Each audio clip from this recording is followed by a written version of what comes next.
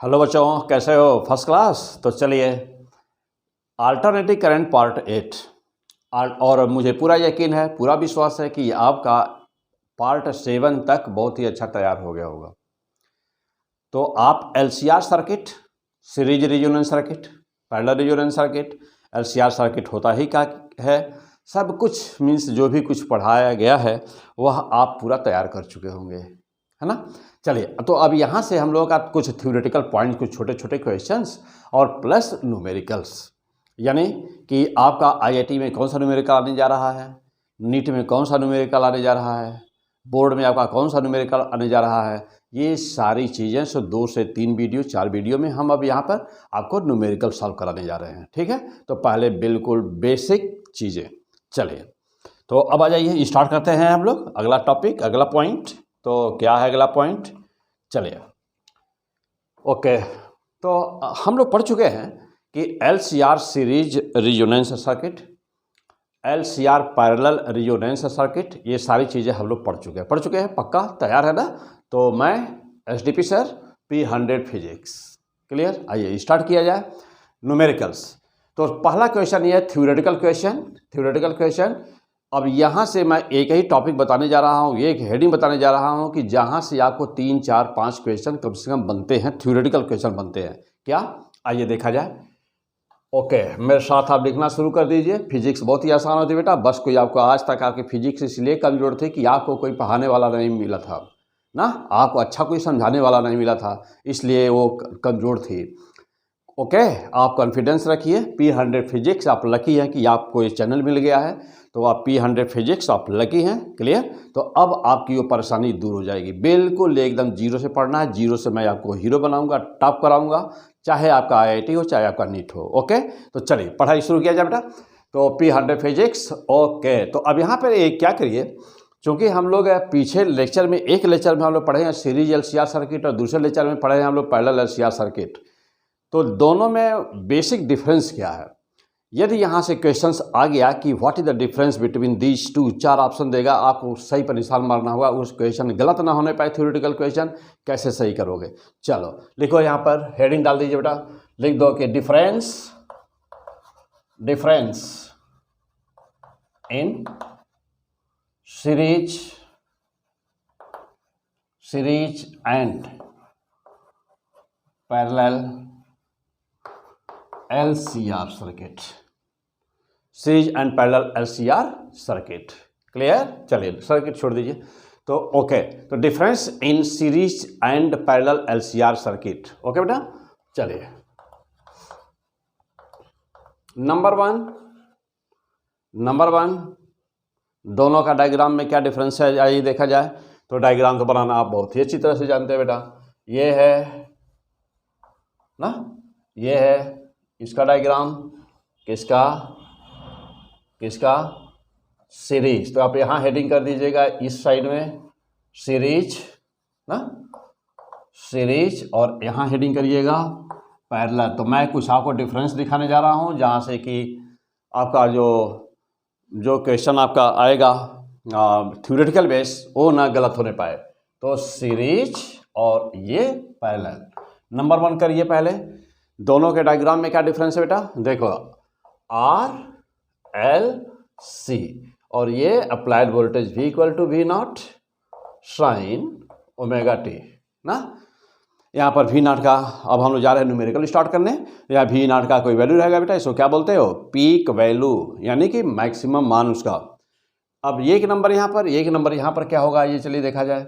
एक नंबर यहाँ पर पैरेलल रेजोनेंस सर्किट है ना, तो मान लीजिए कि यह एक इंडक्टर कॉइल है और यह एक कैपेसिटर है। क्लियर? यह एक कैपेसिटर है, इससे हम लोग जोड़ दिए हैं क्या? हाँ, वही AC वोल्टेज ना। तो हम लोग क्या जोड़ दिए हैं? AC voltage, V equal to V0 sine omega t. ये क्या है? यह है C और ये L। हो गया। तो पहली बात यह है कि दोनों का सर्किट कैसा होता है। तो चूंकि पीछे पढ़े हुए हैं, तो 7 नंबर वीडियो और 7 number video parallel resonance circuit का है, और 6 नंबर वीडियो 2 घंटे का वीडियो है, वह सीरीज का वीडियो है। तो 6 नंबर ज़बरदस्त तैयार हो, 7 नंबर ज़बरदस्त तैयार हो और तब फिर आना है इस वीडियो पर या 8 नंबर, इसको पढ़ने के पहले सब कुछ पूरा होना चाहिए। चलिए अब यहाँ पर देखिए बेटा और आगे, अब इसकी फ्रीक्वेंसी हमने प्रूफ किया है, निकाला गया है क्या रिजोनेंस होता है, तो इसको कहते हैं, क्या कहते हैं, 2 नंबर पे लिखिए रिजोनेंस फ्रीक्वेंसी। क्या लिखना है, रिजोनेंस फ्रीक्वेंसी क्या होती है बेटा, तो रिजोनेंस फ्रीक्वेंसी क्या होती है, तो चलिए रिजोनेंस फ्रीक्वेंसी तो F बराबर याद आ रहा है सब कुछ, आप पीछे पढ़ चुके हैं तो मैं यहाँ इसलिए डायरेक्ट लिखते जा रहा हूँ, तो 2 pi under root LC, 2 pi under root LC होता है ना। अच्छा अब जैसा जा जाइए 2 नंबर की बात हो गई, 3 नंबर की बात जब देखा जाए, मैं यदि आपसे कहूँ कि 3 नंबर कि जब सीरीज रिजोनेंस हुआ था, जब सीरीज रिजोनेंस हुआ था तो करंट का मान कितना था और इम्पीडेंस का मान कितना था, पावर का मान कितना था। चलिए आ जाइए, जानते हैं कि करंट का मान, करंट I का मान इस समय मैक्स था, याद आ रहा है, मैक्स था, और लेट R बराबर यदि 0 रहा होता तो यह मैक्सिमम कितना हो गया होता, इनफाइनाइट हो गया होता ना, बशर्ते कि R बराबर 0 implies that impedance Z equal to 0 रहा होता, तो यदि Z इक्वल टू 0 रहा होता तो I का मान मैक्स हुआ होता। 3 नंबर हो गया।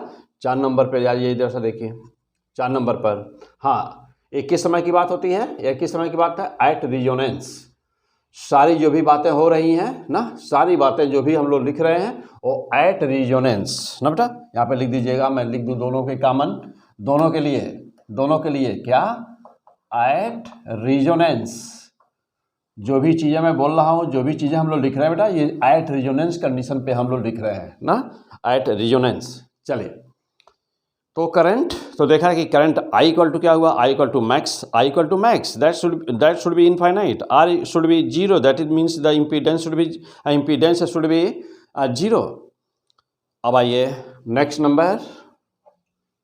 नंबर, पावर कितना हुआ होता, वही जो यह हुआ होता वही पावर भी हुआ होता, तो पावर कितना होना चाहिए, P इक्वल टू मैक्स कितना, P शुड बी इनफाइनाइट हुआ होता, और जानते हैं इम्पीडेंस कितना होता। चलिए 6 नंबर पे आ जाइए, 5 नंबर पर इम्पीडेंस कितना होता, तो इम्पीडेंस होता, जेड को इम्पीडेंस कहते हो ना, हिंदी में कहते हो प्रतिबाधा, इम्पीडेंस, तो जेड कितना होता, जेड जानते हैं मिनिमम हो जाता है ना, जेड मिनिमम हो जाता है, और जेड की वैल्यू क्या हो जाती है, आर हो जाती है। यदि आर 0 हो जाता तो सब कुछ ये कंडीशन हो जाता, तो आर, तो इसको कहते हो कि एट रिजोनेंस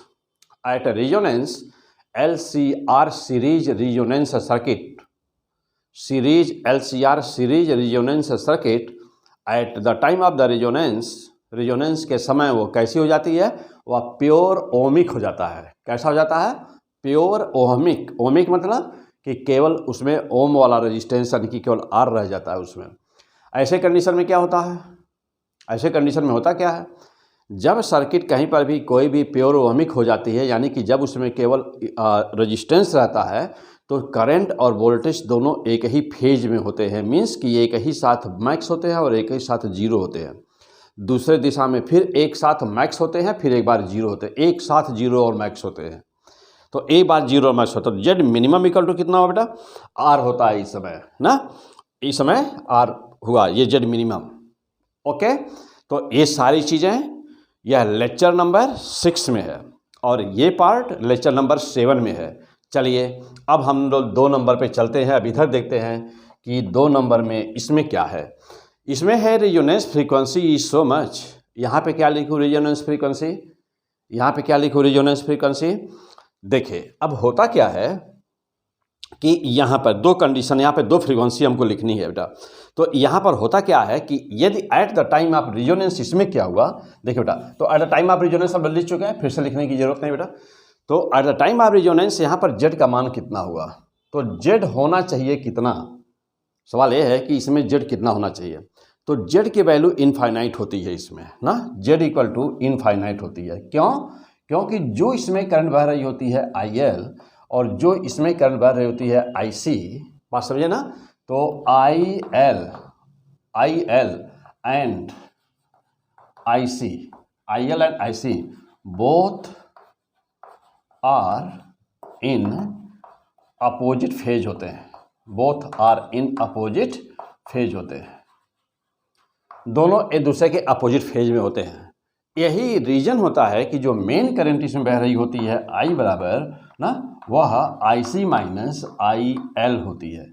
मेन करंट जो बह रही थी यानी कि मेन करंट जो बह रही है वह IC माइनस IL होती है। अब जैसा देखिएगा तो चूंकि Z बराबर इनफाइनाइट हुआ, Z बराबर इनफाइनाइट हुआ तो I का मान कितना हो गया, 0 हो गया।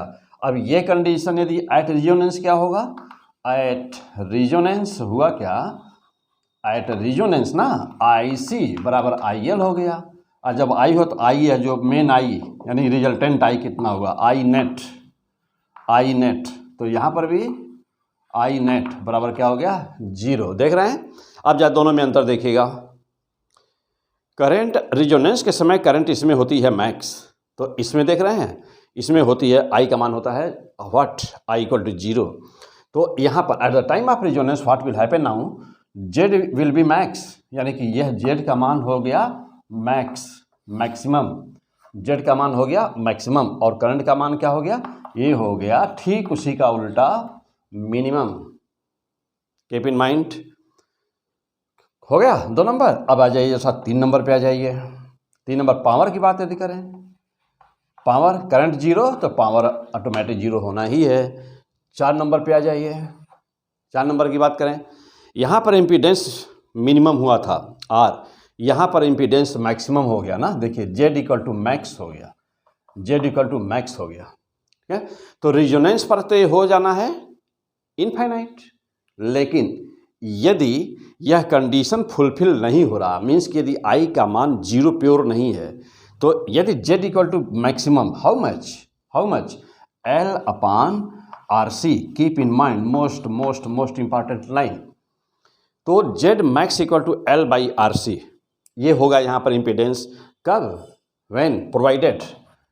कब ऐसा होगा, जब I का मान 0 इक्वल टू नॉट 0, ऐसा तभी होगा। क्योंकि यदि I हुआ 0 तो Z हो गया, Z अवश्य हो रहा होगा इनफाइनाइट, क्योंकि जब इम्पीडेंस इनफाइनाइट होगा तो करंट ऑटोमेटिकली क्या हो जानी है, 0 हो जानी है। तो आप बेटा जो पढ़ रहे हो, क्या पढ़ रहे हो, क्या पढ़ रहे हो, कंपेयर कर रहे हो पैरेलल रेजोनेंस सर्किट और सीरीज रेजोनेंस सर्किट। क्लियर। आपकी जो किताब है ना, आपकी जो एनसीईआरटी की बुक है ना बेटा, पैरेलल रेजोनेंस सर्किट, उसमें परहैप्स दिया ही नहीं है, ठीक है। बहुत सारी किताबें देखेंगे तो उसमें है ही नहीं, कहीं दिया ही नहीं है। हाँ, बहुत सारी किताबें दिए नहीं है, लिखे ही नहीं है सब चीज़ें। जो जहाँ टेक्निकल होता तो जानते हैं कि हर किताब वाला उतना ही लिखता है जितना हर किताबों में होता है हर किताब वाला उतना ही लिखता है जितना हर किताब में होता है कि नहीं। इसमें जानते हैं किताब कैसे लिखी जाती है, सब इधर उधर नकल वकल करके, तो ऐसे ही लोग किताब लिखते हैं बेटा, ठीक है। तो हर किताब उतना ही लिखता है जितना हर किताब में होती है। देखते होंगे कि जिस क्वेश्चन का सलूशन, जिस क्वेश्चन का सॉल्व एक किताब में होता है तो उसका सॉल्व हर किताब में होता है, और जिसका एक किताब में नहीं होता उसका किसी में नहीं होता है ना। सॉल्व किसका होता है, सॉल्व जो आसान क्वेश्चन होते हैं सॉल्व उसका होता है। क्वेश्चन कहीं से ले लिए, रोशनी खालिडेज की किताब से ले लिए, कहीं दूसरी जो फॉरेनर किताबें हैं कहीं से क्वेश्चन उठा लिए ना, उठा के लिख दिए। जो सॉल्व रहेगा उसी का सॉल्व देंगे लोग। लेकिन हम लोग इन्हीं लोगों की धुनाई करने के लिए हम लोग इन्हीं लोगों की धुनाई करने के लिए नया चैनल शुरू किया, P100 फिजिक्स, अभी जस्ट स्टार्ट हुआ है ना। इसको फैलाना ये आपका काम है। तो बेटा लेकिन यहाँ पर आपको क्या मिल रहा है, यहाँ पर मैं पहले ही बताया था कि आप IIT की स्टूडेंट हो ना, तो यह इंडिया का टॉप चैनल होने जा रहा है बेटा, इंडिया का टॉप चैनल होगा ना। और इसको आप कॉन्फिडेंस के साथ इस पर पढ़ाई करिए, जमकर पढ़ाई करिए, लोगों को बताइए, शेयर करिए, लोगों को बताइए, क्योंकि नया चैनल बेटा। क्लियर। अभी जस्ट स्टार्ट हुआ है, तो क्योंकि हम ऑफलाइन से फुर्सत नहीं थी तो ऑनलाइन कहाँ पढ़ाया जाए बेटा, तो हम लोग जो है अब नया स्टार्ट किए। तो फिलहाल हम लोग टॉपिक क्या पढ़ रहे थे बेटा, ये सब सारे पॉइंट पढ़ रहे थे। तो जैसा देखिएगा तो ये सारी चीज़ें हैं क्या हम लोगों की, कि लेकिन क्वेश्चन आ जाता है। IPMT में पहले ही यहाँ से एक क्वेश्चन आ गया था, मैं अभी बताऊंगा वो क्वेश्चन क्या था। न्यूमेरिकल टॉपिक हम लोग आज का है, लेकिन पहले थ्योरेटिकल क्वेश्चन। चलिए okay, come on the point. तो पैरेलल रेजोनेंस सर्किट बेटा क्या है, तो पैरेलल रेजोनेंस सर्किट के समय I नेट क्या होगा, तो देख रहे हैं कि IC इंटू माइनस IL है ना। चलिए IC इक्वल टू IL हो जाएगा। Eight the time of the resonance, तो आई बार का मान 0 हो जाएगा। कहीं पर भी करंट 0 हो गई तो इसका मतलब क्या हुआ, कहीं करंट 0 होने का मतलब क्या हुआ कि कहीं करंट 0 मतलब हुआ कि वहाँ पर इम्पीडेंस का मान मैक्स होगा, तो इम्पीडेंस मैक्सिमम हो गया बेटा। ठीक है, चलिए और जैसा आ जाइए, देखिए हाँ अब बात रही हम लोगों की फ्रीक्वेंसी की। यहाँ पर तो रेजोनेंस की फ्रीक्वेंसी ये होती है, तो यहाँ रेजोनेंस की फ्रीक्वेंसी कितनी होती है। नाउ द क्वेश्चन कि यहाँ रेजोनेंस की फ्रीक्वेंसी कितनी होती है, तो क्या आपने ये पॉइंट नोट कर लिया? नोट कर लिया तो मैं हटाऊँ, क्योंकि वहाँ पर रेजोनेंस की फ्रीक्वेंसी यहाँ पर 2 तरह से लिखनी है, तो मैं यहाँ पर आपको समझाऊँ कि रेजोनेंस क्या होता है। क्या पॉइंट आपने नोट कर लिया? जल्दी से देखिए, चेक करिए। मैक्सिमम, देखिए 2 चीज़ों पे ध्यान दीजिएगा यहाँ पर कि मैक्सिमम इम्पीडेंस कितना होता है। 2 चीज़ पे ध्यान दीजिए, मैक्सिमम इम्पीडेंस कितना होता है और मैक्सिमम कब होगा, मैक्सिमम कब होगा। और केवल यदि कहा जाए कि मैक्सिमम शब्द न लगाएं, हम कहें कि केवल इम्पीडेंस कितना होता है तब। तो जब हम कहें कि केवल इम्पीडेंस कितना होता है तो इस पर निशान मारना है। जब हम कहें कि eight the time of the resonance what may be the maximum impedance, तब आपको जेड इस पर निशान मारना है। यानी कि जेड की देखिए 2 लाइनें मैं लिख रहा हूँ यहाँ पर, this is the fantastic point. हो गया, चलिए नोट कर लिया, आगे बढ़ें। हाँ अब आ जाइए, फ्रीक्वेंसी की हम बात कर रहे थे, तो फ्रीक्वेंसी यहाँ पर हमने फ्रीक्वेंसी लिखा है F = 1/2 पाई √LC। यहाँ हम फ्रीक्वेंसी क्या लिखेंगे, नोट कर लिया ना सब लोग? देख लो एक बार फिर से देखिए, हटा दो बेटा, मिटा दो इसको। चलो आ जाओ, देखो अब यहाँ फ्रीक्वेंसी हम लोग क्या लिखेंगे।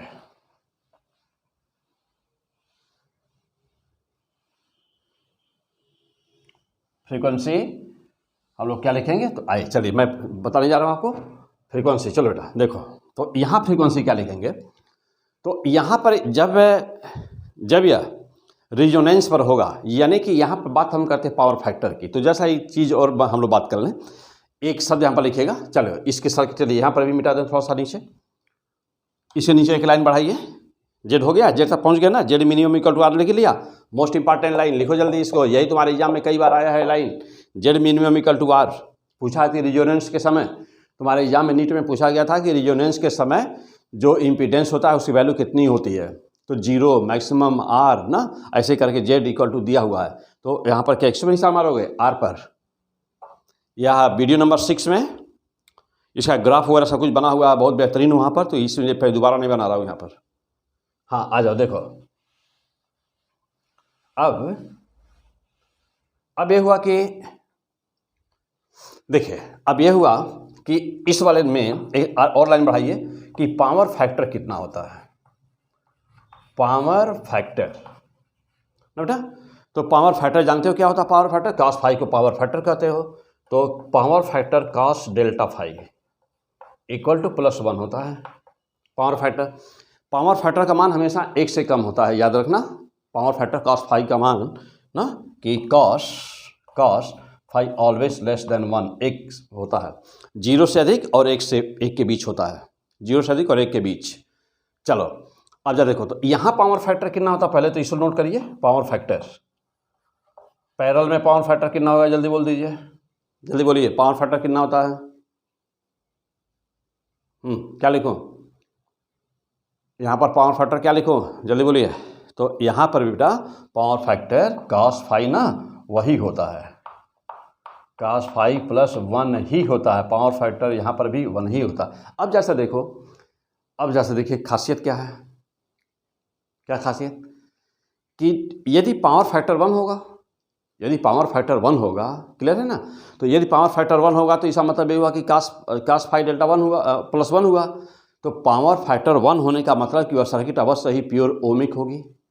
क्यों ऐसा होगा, क्योंकि cos फाई का मान केवल आर, सिंगल आर के लिए ही 1 हो सकता है, और किसी यदि उसमें थोड़ा भी सी हो या थोड़ा भी एल हो तो नहीं होगा। तो इसका मतलब ये हुआ कि जब भी कहीं पर पावर फैक्टर 1 होता है, ध्यान दीजिएगा, जब भी कभी पावर फैक्टर 1 होता है, इसका मतलब तभी यह हो सकता है कि जब करंट और वोल्टेज दोनों सेम फेज में हो। तो यह लाइन यह शो करती है कि current I and voltage V both are in same phase. यह लाइन ये शो कर रही है कि both are in same phase होगा, तभी ऐसा होगा, तभी वह ऐसा होगा। मीन्स कि सर्किट कैसी हो गई, तो circuit pure ohmic, circuit becomes pure ohmic, यानी कि circuit pure ohmic. Ohmic means कि केवल प्योरली आर वाली सर्किट हो गई। अब सवाल यह है कि जब यहाँ पर भी देख रहे हैं पावर फैक्टर तो +1 ही यहाँ पर भी होना है, तो जब पावर फैक्टर यहाँ पर भी +1 होना है तो बेटा यहाँ सर्किट कैसी होगी, वही। तो सर्किट कैसा होगा, प्योर ओमिक। अब जब रहा प्योर ओमिक, देखिए ध्यान दीजिएगा, जब रहा वो प्योर ओमिक, इसका मतलब क्या हुआ, इसका मतलब ये हुआ कि इसका इम्पीडेंस ना, इसका करंट क्या होना चाहिए था। देखिए इसमें अब करंट तब कैसी हो जाएगी, अब ध्यान दीजिए कि यहाँ पर फ्रीक्वेंसी है F, अब इसकी तब करंट कैसी हो जाएगी। तो ये करंट होना चाहिए था इस तरह से, यानी कि 0 होना चाहिए था, लेकिन जब यह प्योर ओहमिक सर्किट हो गई तो इसका मतलब ये हुआ कि ये प्योर अब 0 नहीं होगा, यानी करंट का कुछ मान रहेगा। यही हुआ, करंट का कुछ मान रहेगा। अब ये क्या हो गया, ये हुआ फ्रीक्वेंसी, ये हुआ आई। अच्छा, और यदि इसका मतलब क्या हुआ कि IC = IL है, इस कंडीशन का ये करंट है। और दूसरा देखो, अब देखिए दूसरा देखिए, यहीं पर यही चीज़ यहाँ पर देखिए,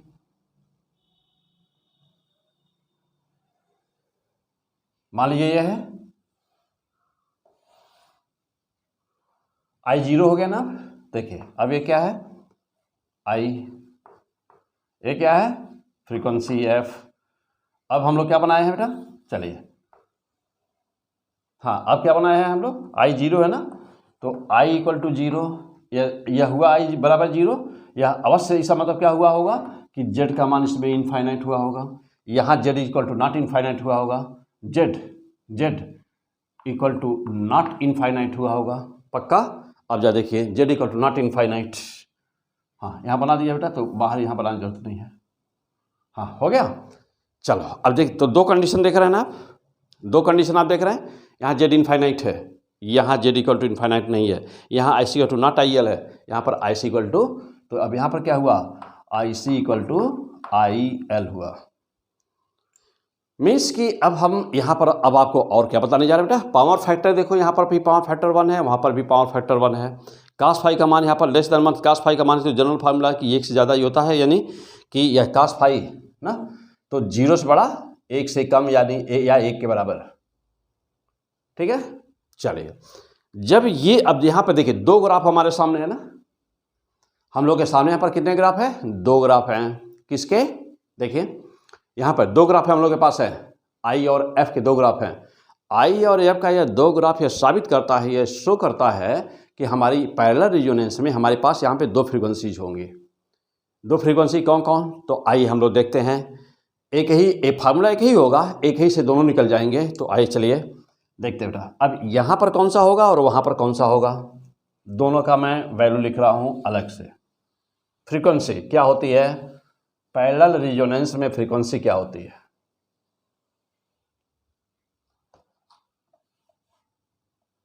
पैरेलल रेजोनेंस में फ्रीक्वेंसी कितनी होती है।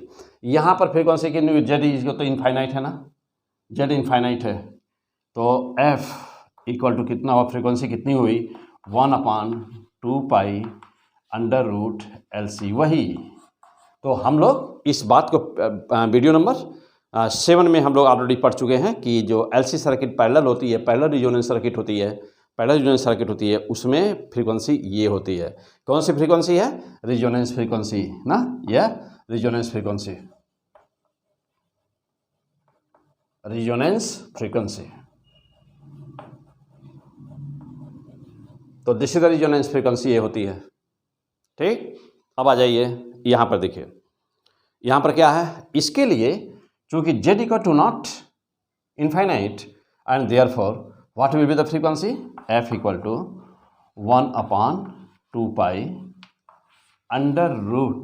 √1/LC minus R² this will be the frequency, clear. अब जब ये वैल्यू बहुत ही निग्लिजिबल हो जाएगी, जब ये वैल्यू बहुत ही निगलिजिबल हो जाएगी, बहुत ही छोटी हो जाएगी, तो अपने आप यानी कि 1/LC के तुलना में क्या हो जाइए, निगलिजिबल, नगण्य हो जाए, इसको जीरो कर देंगे तो रिजोनेंस हो जाएगा। बात समझ रहा ना? तो रिजोनेंस, तब ये कंडीशन आ जाएगा, तब ये कंडीशन, तब जब ये कंडीशन होगा तो फ्रीक्वेंसी रिजोनेंस। तो इसलिए कहते हैं कि रिजोनेंस फ्रीक्वेंसी ये है, और ये है frequency when parallel circuit will not add the resonance, then this will be the circuit. अब जैसा देखिए, ओके बेटा, क्लियर हो गए सब लोग? चलिए अब हाँ, इसके बाद में चलिए अब मैं कुछ और बातें अभी बोलूँ पहले, अभी यहाँ पे अभी और डिस्कस करने जा रहा हूँ ना भूतो ना भविष्यत। फिर ऐसा पढ़िए बेटा, जम के तैयार हो जाए, चाहे टॉपिक वो आसान हो, चाहे चैप्टर आसान वाला हो, चाहे सबसे टफ वाला हो, तो पूरी फिजिक्स हम आपको टफ कराएंगे। आइए फिर आप कमांड द पॉइंट। अब जैसा एक बार और चीज़ें कुछ मैं बोल रहा हूँ, नोट करिए। चलिए मैं बोल रहा हूँ, ये कैसी सर्किट होती है? हाँ, कौन सी इसमें से रिसीवर पर रहती है, कौन इसमें रिसीवर पर होती है, कौन ट्रांसमीटर पर होती है? जल्दी बोलिए, ये किस पर होती है? हाँ, मैं तो बात पीछे लिख चुका हूँ वीडियो में, मैं एक्चुअली केवल बस पूछ रहा हूँ आपसे, ये किस पर होता है? ये कौन सा होता है बेटा, रिसीवर की ट्रांसमीटर?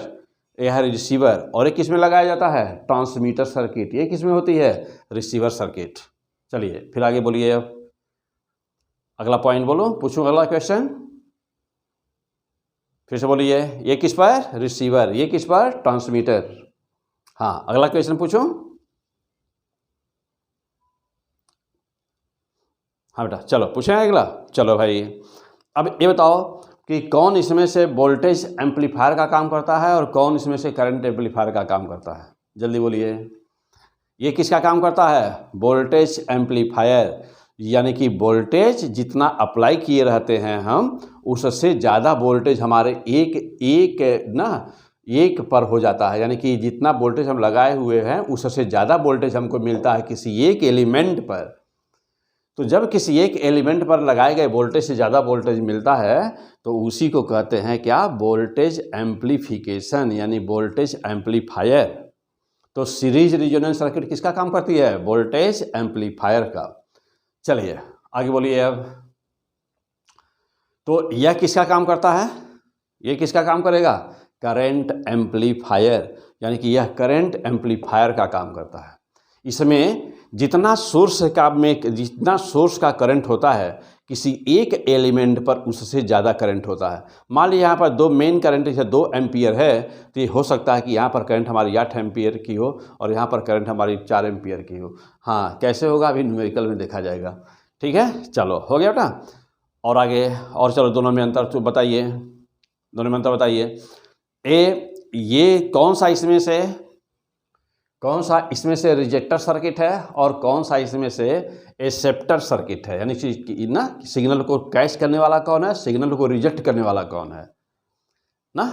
तो अब जैसे मोबाइल में ब्लॉक लिस्ट में डालते हो ना, किसी का कोई नंबर, किसी नंबर को आप करते हैं कि ब्लॉक लिस्ट में डाल देते हैं, इसको ब्लॉक कर देते हैं आप किसी सिग्नल को, या किसी नंबर को ब्लॉक करते हैं, उस नंबर का ब्लॉक में यानी वहाँ कौन सी सर्किट होगी, ब्लॉक करने में कौन सी सर्किट यूज हो जाएगी? ये हो जाएगी। तो जिस नंबर को आप ब्लॉक करेंगे, यानी कि जिस फ्रीक्वेंसी को आप ब्लॉक करेंगे ना, हर नंबर की अपनी अलग फ्रीक्वेंसी होती है, तो जिसको आप ब्लॉक करेंगे वो आपका उसे रिजेक्ट कर देगा, यानी कि यह रिजेक्टर सर्किट है। कहीं पर भी जहाँ पर भी सिग्नल को रिजेक्ट करना है, यानी कि वह न आने पाए, तो वहाँ पर यह पैरेलल रिजोनेंस सर्किट अप्लाई की जाती है। इसीलिए इसका नाम है एंटी रिजोनेंस सर्किट। क्या? फिर से बोलिए, एंटी रिजोनेंस सर्किट इसका नाम। क्लियर? तो ये सिग्नल को क्या करेगा? सिग्नल को रिजेक्ट कर देगा। जिस पर, किस सिग्नल को करेगा रिजेक्ट? जिस पर रिजोनेंस होगा, तो जिस पर रिजोनेंस होगा वो उसे रिजेक्ट कर देगा। और ये क्या काम करेगा? जिस पर रिजोनेंस होगा उसी सिग्नल को पकड़ेगा, यानी कि उसी पे ट्यून हो जाएगा, उसी को एक्सेप्ट करेगा, उसी को। दोनों में बेसिक डिफरेंस बेटा क्या है? देख रहे हैं दोनों में बेसिक डिफरेंस? क्लियर है? तो series resonance circuit, parallel resonance circuit क्या होते हैं, कैसे होते हैं, कैसे काम करते हैं, दोनों का नाम क्या है? चलिए अब यहाँ पर हम बात कर रहे थे अभी फ्रीक्वेंसी की। तो देख रहे हैं कि आप इसके पास में 2 फ्रीक्वेंसी है, f = so much। यदि ये मान 0 हो जाए तो ये वैल्यू बन जाती है, वही चीज़ हो जाती है जब ये वैल्यू 0 हो जाए। अब जानते हैं कि फ्रीक्वेंसी, ये वैल्यू जो आई है फ्रीक्वेंसी, तो फ्रीक्वेंसी को रियल होने के लिए, यानी कि फ्रीक्वेंसी क्रिएट हो उस सर्किट में, क्या बोला, कोई भी पैरेलल रेजोनेंस सर्किट है तो वह सर्किट में फ्रीक्वेंसी क्रिएट हो जानी चाहिए। फ्रीक्वेंसी का मान हर हाल में कितना होना चाहिए, 0 से ज़्यादा ही होना चाहिए। तो इसका मान हर हाल में रियल होने के लिए एफ शुड बी रियल। चलिए मैं अब हटा दूँ, इसको नोट कर चुके होंगे सब लोग।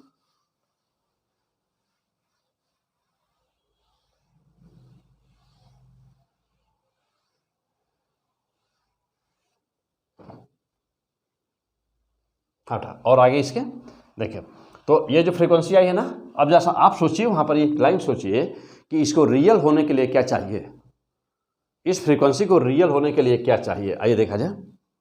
तो इस वैल्यू को रियल होने के लिए तो एफ का मान हर हाल में 0 से ज़्यादा चाहिए रियल होने के लिए।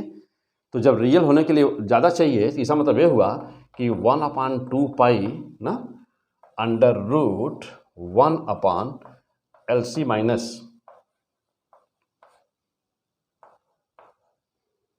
इसकी वैल्यू हर हाल में 0 से ज़्यादा होना चाहिए, देखो ना, इस वैल्यू 0 से ज़्यादा होना चाहिए। चलिए अब जा देखिए ये कैसे होगा, ये तो कांस्टेंट छोड़ दिए 1/2 पाई, ये कैसे होगा, 1/LC की वैल्यू हर हाल में क्या होना चाहिए, L स्क्वायर से ज़्यादा होना चाहिए हर हाल में इसकी वैल्यू को। एक L से एक L हटा दीजिए, हटा दिया। देखिए तो अब क्या मिला आपको, R स्क्वायर की वैल्यू हर हाल में कम चाहिए किससे, देखिए R स्क्वायर की वैल्यू L किधर कर दीजिए, L/C। R स्क्वायर की वैल्यू हर हाल में कम चाहिए, should be less than L/C। Means कि R की वैल्यू हर हाल में कम चाहिए किससे, अंडर रूट L/C से कम चाहिए। तो पहली बात यह है कि रेजोनेंस एग्जिस्ट करने के लिए क्या चाहिए, तो रेजोनेंस एग्जिस्ट करने के लिए R का मान L/C से कम चाहिए, यानी कि R स्क्वायर का मान L/C से कम चाहिए। तो यदि ये, तो आप कह सकते हैं कि this is the condition, this is the condition to exist resonance. तो रेजोनेंस होने के लिए क्या चाहिए, तो कंडीशन लिखिए वहाँ पर, condition to exist resonance, to exist resonance. Clear हो गए, तो हाँ क्लियर हो बेटा। चलिए तो ये रहा हम लोगों का कि दोनों में हम लोग कंपेयर कर रहे थे, दोनों में कंपैरिजन कर रहे थे हम लोग कि क्या होता है LCR सीरीज रेजोनेंस सर्किट क्या होती है और पैरेलल रेजोनेंस सर्किट क्या होती है। पैरेलल रेजोनेंस को एंटी रेजोनेंस सर्किट बोलते हैं। आ जाइए और आगे बढ़ा जाए अब यहाँ से और आगे।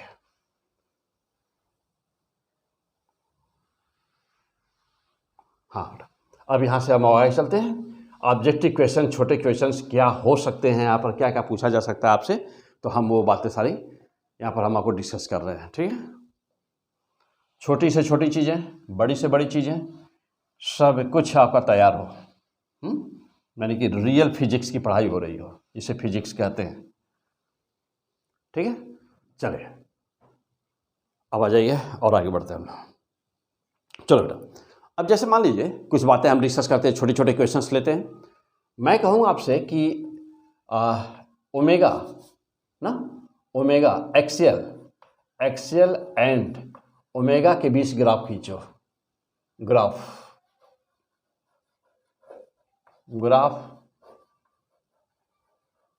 Between axial and omega.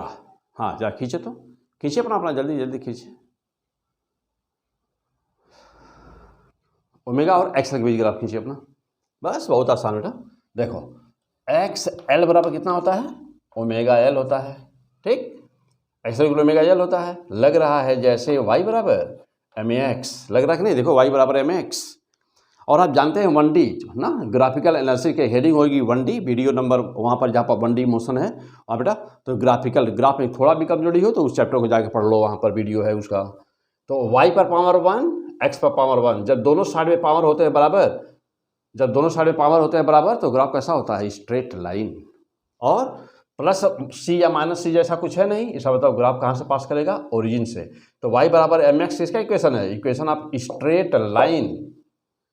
किसका इक्वेशन है, कैसा इक्वेशन बेटा, equation of straight line passing through origin, यानी ग्राफ कैसा बना, straight line passing through origin. देखिए ये ओमेगा, तो चाहे ओमेगा ले ले या और यहाँ पे एफ ले ले, फ्रीक्वेंसी ले ले, दोनों बातें एक ही है। और ग्राफ कैसा बना, ये है हमारा एक्सेल, हम लोगों का एक्सेल है। देखिए straight line passing through directly proportional straight line passing through origin, means कि यहाँ क्या शो कर रहा है, XL proportional to L show कर रहा है। हो गया, आंसर हो गया, बस तैयार हो गया। हाँ, बस छोटी छोटी बातें सब सीखी, कुछ भी ऐसा ना रहे कि कहीं पर कोई गलती हो नहीं पाए। हो गया, चलिए दूसरा क्वेश्चन। अब लिखिए कि एक्ससी एंड ओमेगा के बीच का ग्राफ खींचिए। फिर से लिखिए एक्सी एंड ओमेगा के बीच। हमारे लिखने के पहले आप अपना बना लीजिए। हमारे लिखने के पहले बेटा अपना अपना खींचो, जल्दी जल्दी खींचो। पढ़ चुके हैं चैप्टर, सब पढ़ चुके हैं, आना चाहिए सबको, आना चाहिए ना, फर्स्ट क्लास आना चाहिए सबको, कहीं कोई डाउट नहीं होना चाहिए। जल्दी लिखिए अपना एक्स ओमेगा के बीच ग्राफ लिखो बेटा, चेक करो अपने आप को। हो गया, कर लिया। चलिए अब देखो, एक्सी जानते हो कि फार्मूला याद होना चाहिए पहले, एक्स इक्वल टू 1/ओमेगा सी होता है बेटा, या नहीं तो और क्या ले सकते हैं इसको, 1/2πfc ले सकते हो ना। चलो अच्छा, यहाँ पे क्या ले सकते थे आप इसको, 2π ओमेगा बराबर 2πf 2πn, n यानी कि f फ्रीक्वेंसी है, तो 2πfc, सॉरी 2πfl यहाँ पे है। अच्छा वैसे ही यहाँ पर देखो, अब ये क्या शो कर रहा है, यह दिस इम्प्लाइज दैट, यानी कि यह निशान बताता है, इससे स्पष्ट होता है कि क्या, एक्स सी प्रोपोर्शनल टू 1/ओमेगा ले सकते हो, या x C proportional to 1/f लिख सकते हो, ले सकते हो कि नहीं। देखो तो ग्राफ कैसा बनेगा, एक किसका है, जब डायरेक्टली प्रोपोर्शनल कोई चीज़ होती है तो वह हाइपरबोला होता है। क्या होता है वह, हाइपरबोला। अति परवलय बोलते हैं, हिंदी में कहते हैं अति परवलय, यानी परवलय पैराबोला के ही जैसा होता है, लेकिन उसका जो स्टिफनेस होती है ना, वो थोड़ा कम होती है ना, मीन्स ऐसे फैला हुआ थोड़ा सा ग्राफ होता है, पैराबोला की तरह से होता है बेटा। तो यहाँ पर एक्स बराबर क्या हुआ, देख रहे हो दोनों, तो इन दोनों से ही एक ही नेचर ग्राफ आएगा। क्या आएगा, खींच दीजिए, देखिए अब पैराबोला की तरह से ही बनेगा, लेकिन होगा हाइपरबोला। देखिए बेटा, दिस इज द हाइपरबोला। अब ये क्या है, ओमेगा और एफ ले लीजिए इस पे, और इस पे ले लीजिए एक्स सी, ठीक, ये ओमेगा फ्रीक्वेंसी है, इस पे ये फ्रीक्वेंसी हो गई, हो गया। अब यहाँ पर देखिए है ना, तो ये चाहे ये ले लिया जाए चाहे ये लिया जाए, दोनों की एक ही बातें हैं, शो कर रहा है ये हो गया, हो गया। चलिए अगला पॉइंट नंबर 3, अब आ जाइए नंबर 3। अब लिखिए, चाहे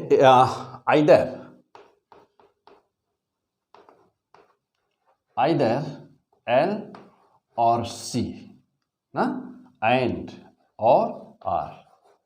सपोज करिए कि मान लीजिए तीनों हैं, सपोज करिए कि मान लीजिए तीनों हैं, एल सी एंड आर कर दिया जाए।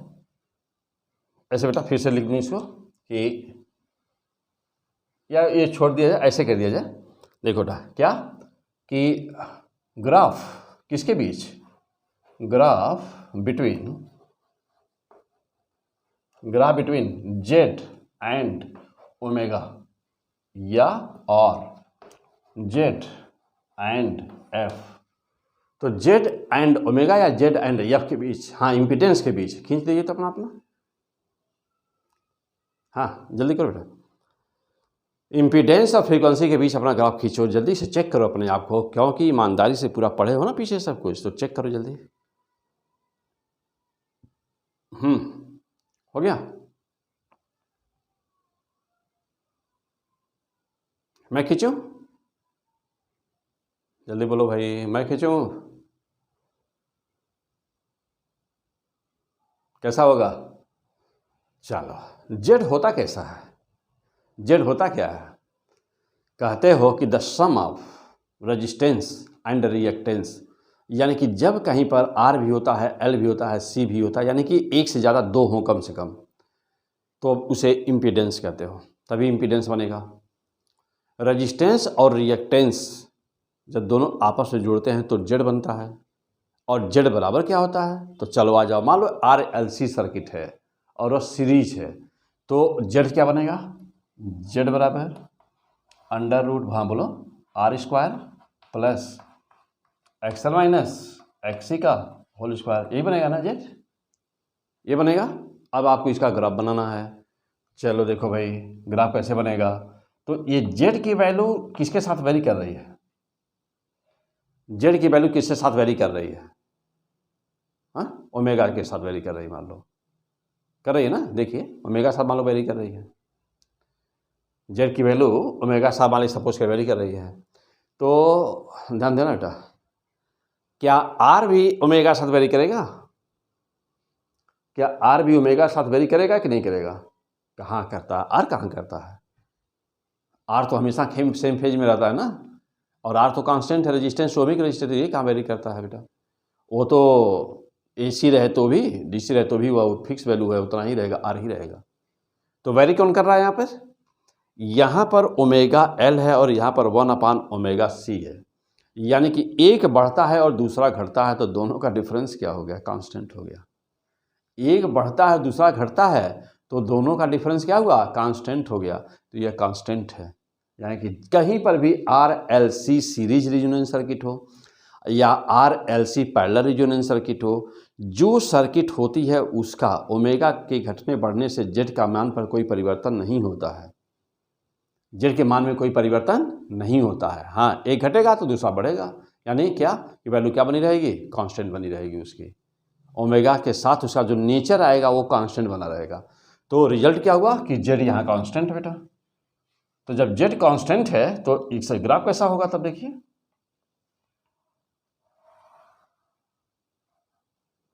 ओके, ओमेगा और F Z, this is Z, तो दैट इज द कांस्टेंट, तो जेड विल बी कांस्टेंट। देखिए अब यहाँ ध्यान दीजिए, एक्सियल का वेरिएशन देखा आपने, XC का वेरिएशन देखा आपने, और किसी भी सर्किट के लिए जेड का वेरिएशन आप देखा आपने, बचता क्या है, बचता क्या है, क्या पढ़ रहे हैं, फिजिक्स, ऐसे होती है फिजिक्स की पढ़ाई, मजा आ गया, ओके। हाँ, टॉप करने वाले आप, नीट के हैं तो भी, IIT के हैं तो भी, बोर्ड के हैं तो भी, बस है क्या कि सभी वीडियो सिस्टमेटिक और रेगुलर वे में अच्छी तरह से ज़बरदस्त तरीके से पढ़िए, नोट्स बनाइए, और उस पर एक्सरसाइज, कोई भी किताब आपके पास हो तो उसे न्यूमेरिकल को सॉल्व करिए। हाँ, कुछ भी हो आपके पास में तो उसको सॉल्व करिए आप, ठीक है। और यहाँ तो मैं करवाए नहीं जा रहा हूँ, यहाँ तो मैं सब कुछ करवाऊँगा। यानी कि यदि आप चैनल को डेली पढ़ रहे हैं, रोज़ पढ़ रहे हैं, तो ना किसी किताब की ज़रूरत है, ना किसी टेस्ट की ज़रूरत है, ना किसी चीज़ की ज़रूरत है ही नहीं। कुछ भी आपके पास न रहे, केवल एक मोबाइल हो और उसमें P100 फिजिक्स सब्सक्राइब हो, वीडियो पढ़ते ही उसे पढ़ डालिए, और देखिए आपकी फिजिक्स फिर कहाँ जाती है ना, आप टॉप करते हैं कि नहीं, जीरो से बिल्कुल ही हीरो बनते हैं कि नहीं। ओके, कमान हो गया बेटा। तो आखिर क्या पूछ सकता है, एक्सेल का ओमेगा के साथ वेरिएशन, XC का ओमेगा के साथ वेरिएशन, जेड का ओमेगा के साथ वेरिएशन, सारे वेरिएशन एक साथ एक तरह कैसे सॉल्व करते हैं उनको, तो यहाँ है पूरी टोटल आइडिया। आगे बढ़िए, अब क्या है, यहाँ इसके आगे बढ़ा जाए, चलिए। हाँ, तो अब हम लोग यहाँ से अब आगे बढ़ते बेटा, ये था हम लोग का कुछ थ्योरेटिकल डिस्कशन। अब हम लोग चलते हैं, कुछ अदर पॉइंट लेता हूँ। अब हम लोग चलते हैं न्यूमेरिकल पर। यहाँ पर थ्योरी में जो भी कुछ अभी होगा हम लोग का, हालांकि शायद कोई हेडिंग है नहीं, लेकिन जो भी कुछ हेडिंग होगा, कुछ भी जो भी होगा हम लोग फिर अभी पढ़ते रहेंगे। हाँ ना, ये इंटरेस्ट है, बिल्कुल जानते हो फिजिक्स का ना, लेकिन हमको उतना ही पढ़ना है, टाइम को भी हमको ध्यान देना है, और हमको पॉइंट टू पॉइंट पढ़ना है ना, main point, main point means कि पॉइंट टू पॉइंट पढ़ना हमको, यानी कि जो मेरे एग्जाम में आने वाला सबसे पहले हमको उसको पढ़ना। चलिए ओके, कमान। अब हम आपको एक क्वेश्चन दे रहे हैं बेटा, solve the question, solve the question.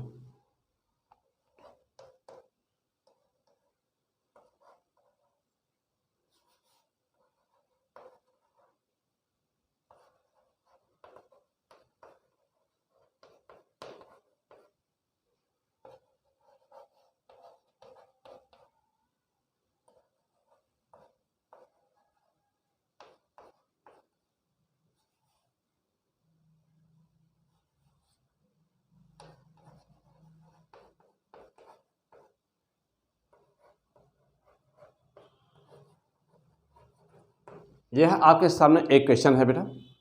हाँ, न्यूमेरिकल कहाँ से शुरू होगा, इस चैप्टर का न्यूमेरिकल कहाँ से शुरू होगा और कहाँ तक जाएगा। तो जहाँ से शुरू होगा बेसिक एकदम जीरो से आप पढ़ाई शुरू करिए अपना।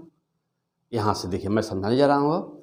हाँ, लेकिन पहले 6 लेक्चर 7 लेक्चर जो पीछे हैं वह ज़बरदस्त तैयार हो तब।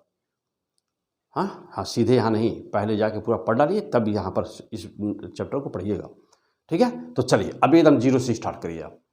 वोल्टेज का इक्वेशन आपको दिया हुआ है 220 ना साइन 400 पाई टी, और आई का मान दिया है 5 cos 400 पाई टी, और आपसे कह रहा है कि व्हाट इज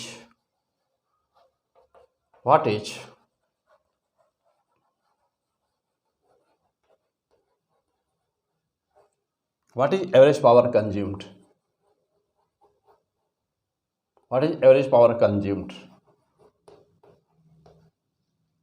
हाँ आंसर मारिए फटाफट, देखते ही क्वेश्चन को आंसर मारिए। What is the average power consumed, answer बोलिए तो जल्दी से। सब लोग अपना करिए, सब लोग करिए। What is average power consumed, हो गया? चेक करिए अपना, देखिए जल्दी से होगा बेटा। एक क्वेश्चन पर 1 मिनट मैक्सिमम।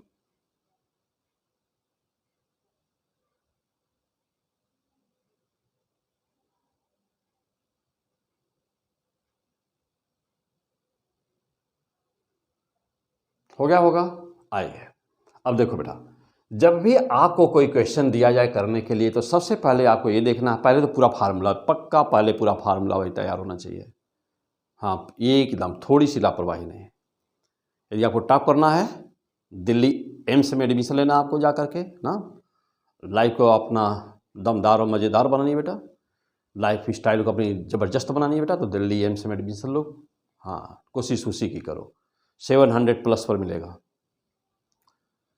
IIT के बेटा तो टॉप IIT में कॉलेज में जाना है, अब पसंद आपकी है।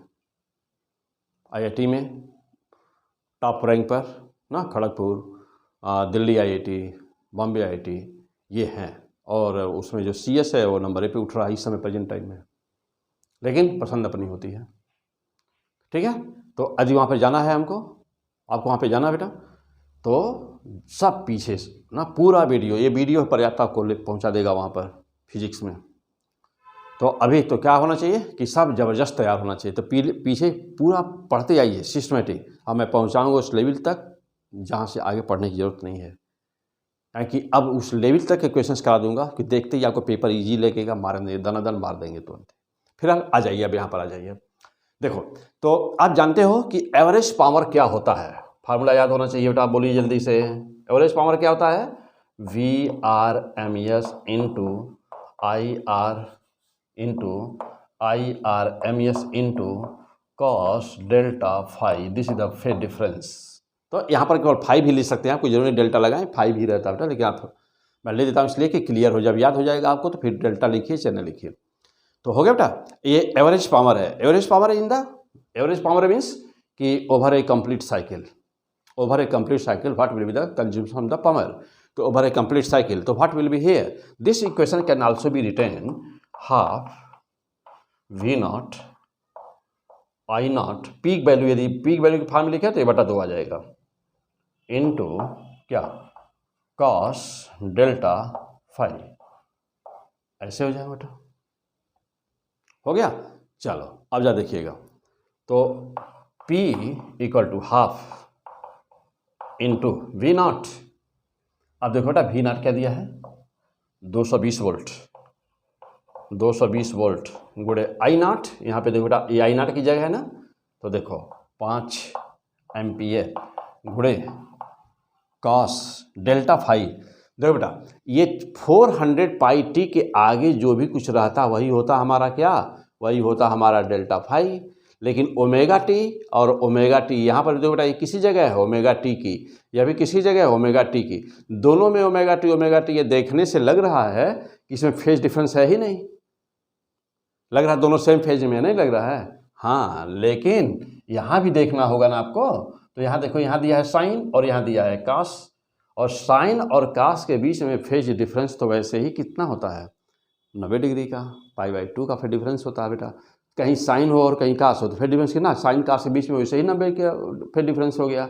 यानी कि इस इक्वेशन को आप लिख सकते हो यहाँ पर ना, लिख सकते हो यहाँ पर कि I बराबर 5 साइन ना साइन 400 πt प्लस π/2 लिख सकते हैं बेटा। देख रहे हो, यानी कि अब आगे अब देख साफ साफ दिख रहा है। अच्छा, दोनों का कंपेयर तो तभी ना होगा जब यह भी साइन रहे और वह भी साइन रहे। एक साइन और एक में कास है तो कंपेयर होगा ही नहीं।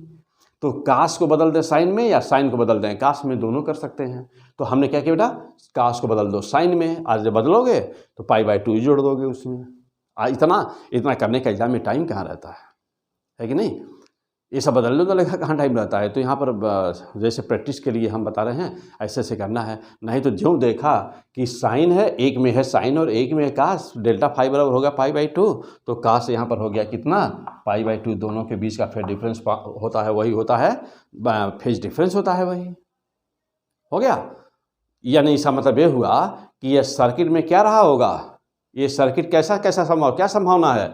मैं कहूँ कि यहाँ सर्किट का नेचर क्या हो सकता है, तो आप कहेंगे, जल्दी बोलिए, मैं नहीं बोलूँगा आप बोलिए, nature of circuit possible. Nature of circuit possible, इस क्वेश्चन को देख के बताइए कि नेचर ऑफ सर्किट क्या हो सकता है, क्या क्या हो सकता है। जल्दी बोलिए, मैं नहीं बोलूँगा, जल्दी बोलिए आप। जल्दी बोलो भाई, नहीं बोल रहे हो। आइदर या तो L ओनली होगा, या तो अकेला L होगा, और क्या, C ओनली। या तो अकेला L होगा या तो अकेला C होगा, दोनों में से कोई न कोई एक अवश्य होगा। क्यों, क्योंकि यही अकेला L और अकेला C, अकेला L और अकेला C ही π/2 का फेज डिफरेंस क्रिएट करते हैं। और इन्हीं के लिए ना पावर फैक्टर का मान 0 होता है। कास फाई पावर फैक्टर कहलाता है बेटा। तो इन्हीं के लिए इन्हीं के लिए क्या हुआ, इनके लिए कास फाई का मान इसीलिए ना 0 होता है। इसके लिए भी क्या होता है, कास फाई का मान यानी कि पावर फैक्टर का मान 0 होता है। तो कास फाई क्या है, कास फाई क्या बेटा, cos phi means power factor PF का मान 0 होता है। इसके लिए भी पावर PF का मान कितना हो गया, 0 हो गया। सब चीज़ें लिखिए, नोट करिए फास्ट, एक एक लाइन है सब कुछ। तो पावर फैक्टर का मान क्या हुआ, 0 हो गया। अच्छा, अब यदि मैं कहूँ कि एनीवेयर R ओनली होता तो क्या होता, कहीं पर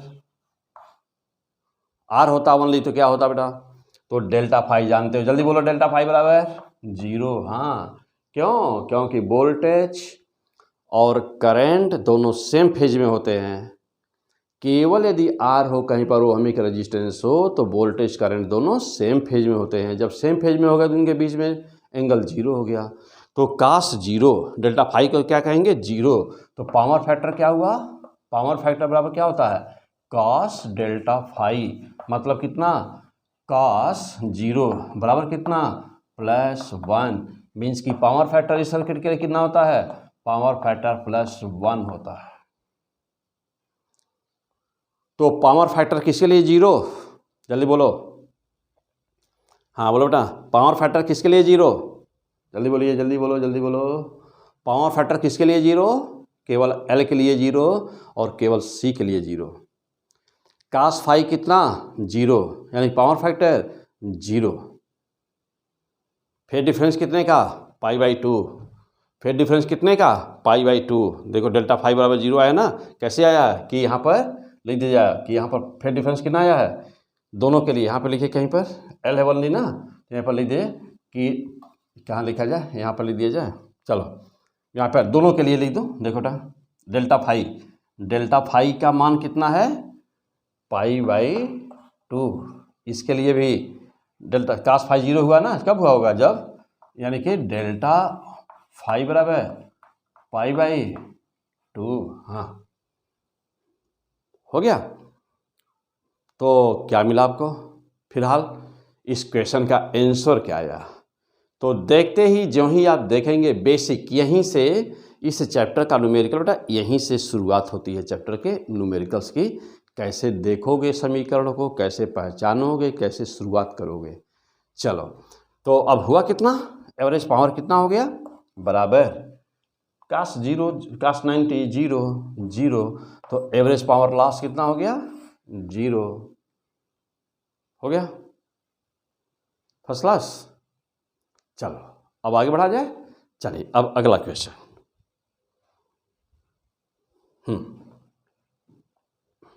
जैसे कहीं पर कोई बहुत बड़ा टावर बनाना है तो आपको उसी हिसाब जितना ऊंची मंजिल बनानी है तो आपको बेस यानी कि नींव भी उतना ही मजबूत बनानी होती है।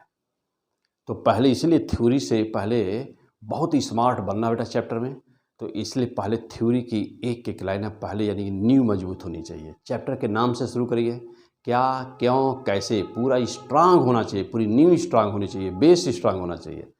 और उसे आप पढ़ते जाइए, कोई लिमिट नहीं है ना, उसे पढ़ते जाइए, कोई लिमिट नहीं है। आपको बस इस पढ़ाई उस लेवल पे होनी चाहिए कि कोई क्वेश्चन आए आईआईटी का, नीट का, बोर्ड का, फंसे ना बस।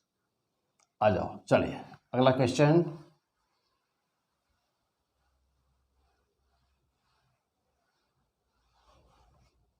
हाँ बेटा अगला क्वेश्चन।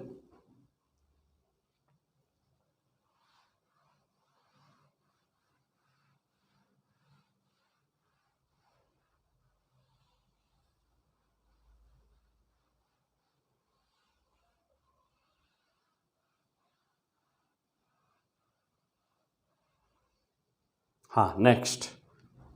चले तो नेक्स्ट क्वेश्चन लेता हूँ ना।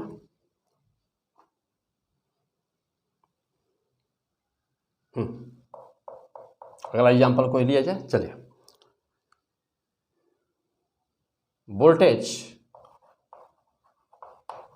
वोल्टेज ऑन LCR series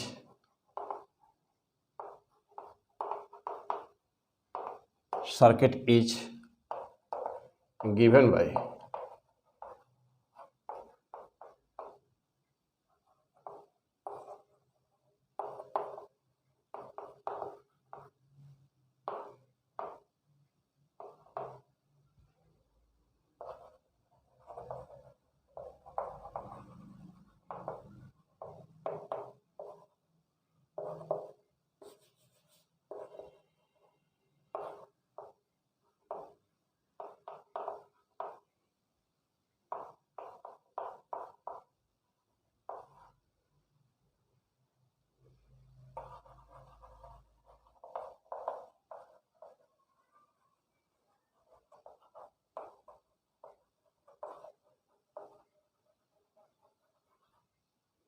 हाँ जल्दी मार दे आंसर तो फटाफट। हाँ तुरंत ऐसा मारिए, देखते ही मार दीजिए तुरंत। अभी अभी बस वही क्वेश्चन है, कोई डिफरेंस नहीं है इसमें उसमें, इससे पीछे जो पढ़े वही तो है। देखिए अब यहाँ पर क्या है, देखिए हर तरह से क्वेश्चन को सीख लीजिए सब। देखिए यहाँ भी कॉस, यहाँ भी कॉस, दोनों कॉस है, दोनों कॉस है। एक कॉस इतना दिया गया है, अब देख रहे हैं करंट पीछे है π/2। इसका मतलब कि नेचर सर्किट का कैसा होगा, करंट किसमें पीछे होती है, करंट किसमें पीछे हो सकती है? यदि RC होगा तभी होगा, RC हो तो RC होगा तभी होगा, यानी कि C में, प्योर C में कैपेसिटिव सर्किट है या, तो प्योर C भी हो सकता है, तो प्योर C ही है क्योंकि π/2 है। यदि मैं माइनस यहाँ π/3 कर दूँ, 60 डिग्री कर दूँ तो RC बन जाएगा, लेकिन यह π/2 स्पष्ट दिया है, π/2 मीन्स कि मैं कहूँ कि नेचर कैसा है इसका। देखिए नेचर सर्किट का कैसा हुआ तो देख के बता देंगे आप कि करंट π/2 से पीछे, और ऐसा केवल किस में होता है? हाँ बेटा, नो एक करंट पीछे है ना बेटा, ध्यान दीजिए, फिर से सुनिए, करंट पीछे है और करंट पीछे किस में होती है? L में, हाँ L में होती है, इंडक्टर कॉइल में होती है। हाँ देखिए बेटा, मिस्टेक ना होने पाए। तो वोल्टेज किस में आगे होता है? L में, इंडक्टर कॉइल में। तो वोल्टेज आगे यानी करंट पीछे, और करंट आगे किस में होती है? C में। वोल्टेज किस में पीछे होता है? सी में। हाँ, तो ये सर्किट कैसा बेटा? Pure inductive circuit. देखते ही आप देखें कि माइनस वोल्टेज करंट पीछे है, करंट बैक है, तो जो ही कैसे पहचानेंगे करंट? पहली बात ये कि डेल्टा फाई का मान π/2 है। पहले तो इस पे ध्यान देंगे कि डेल्टा फाई कितना है। अब π/2 जो ही आया तो दो पॉसिबिलिटी बनी यहाँ पर, आइदर L और C, दो पॉसिबिलिटी बनी। अब कैसे पहचान होगा कि L है कि C है? अब देखिएगा कि करंट आगे है कि करंट पीछे है। तो जो ही आपको दिखे कि करंट इज बैक, यानी करंट पीछे है, बैक मीन्स लैग बिहाइंड, तो जो आपको दिखे कि करंट लैग बिहाइंड है तो तुरंत क्या आंसर निकलेगा कि ओनली L है। और जो ही आपको कहीं पर दिखाई पड़े कि I ना, जो आपको ये दिखाई पड़ा कि डेल्टा फाई का मान π/2 हो और करंट दिखे आपको अहेड, तो समझ जाइएगा कि तुरंत ना ये इम्प्लाइज करता है कि वहाँ पर केवल और केवल C है। तो ये दो पहचान हो गया। फिलहाल अब रही बात ये कि आपसे पूछा क्या था, तो जो ही जानते हैं कि जो ही अब यहाँ पर डेल्टा फाई का मान π/2 आया है, तो चूंकि डेल्टा फाई का मान π/2 आया तो पावर कंज्यूम्पशन कितना हो जाएगा? 0। हाँ, देखते मार जी, बार बार लिखने की क्या जरूरत है। तो P बराबर क्या हो गया? 0। क्योंकि डेल्टा फाई बराबर π/2 है, तो देखते ही मार दिए 0 हो गया। That is answer. बस देखते ही ऑप्शन देखिए, 4 ऑप्शन देखिए, तुरंत वहाँ पे मारिए, तुरंत फटाफट निशान मारिए, average power consumed equal to 0 हो गया। आ जाओ बेटा, अब आगे बढ़ते हैं, अगला क्वेश्चन। हाँ, सीखिए, बिल्कुल 0 से सीखिए एकदम ना, तब जाइए उस टॉप IIT एडवांस क्वेश्चन तक सॉल्व करिए, लेकिन पहले 0 से स्टार्ट करिए, एकदम बेस स्ट्रांग बनाइए अपना। चलिए अगला क्वेश्चन,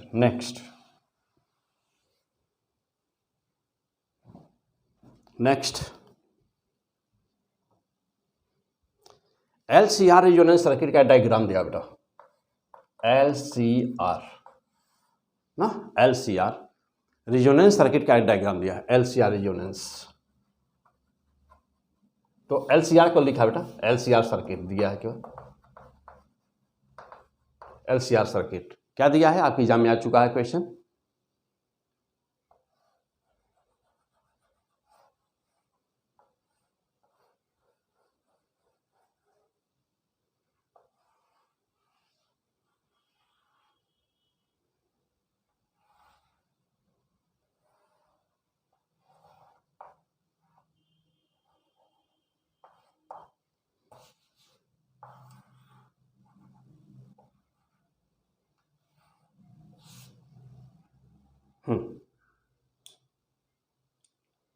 हो गया। चलिए, यहां पर एक वोल्ट मीटर लगे हुए हैं, एक वोल्ट मीटर V1 यहाँ है, V2 एक दूसरा वोल्ट मीटर इस पे लगा हुआ है। आपकी एग्जाम में ऐसे ही डायग्राम बना हुआ था, तो जो बना हुआ मैं वही बना रहा हूँ यहाँ पे बेटा। ये V2 नाम दिया है इसका, और यहाँ एक और लगा हुआ था, इसका नाम V3 था, है ना। तो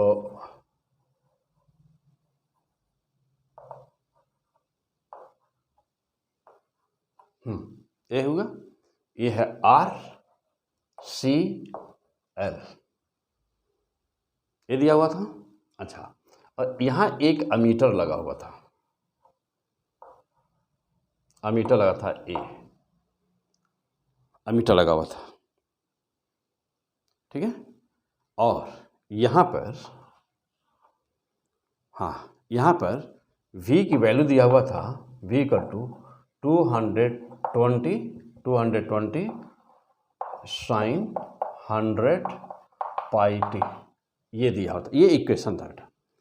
अब आपसे पूछा था कि व्हाट विल बी, हाँ, लेट, आगे क्या क्वेश्चन में दिया है, let V2 equal to 400 volt and V3 equal to 400 volt, let V2 equal to 400 volt और V3 equal to 400 volt. Most important question, आपके एग्जाम में आया हुआ क्वेश्चन। तो V3 equal 400 volt, what will be reading of किसका, V1 and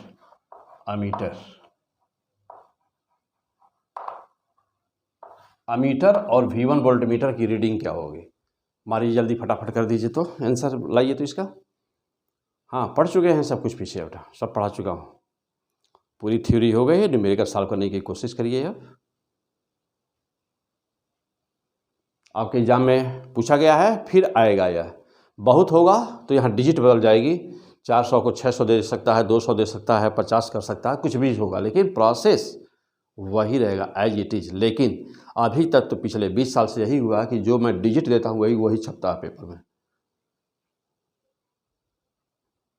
और अभी देखे होंगे नीट 2000, जो स्टूडेंट हमारे स्टूडेंट हैं क्लासरूम में पढ़ रहे होंगे वह ध्यान देंगे जो बोल रहा हूँ, बाकी जो बच्चे होंगे वो भी सुन रहे होंगे।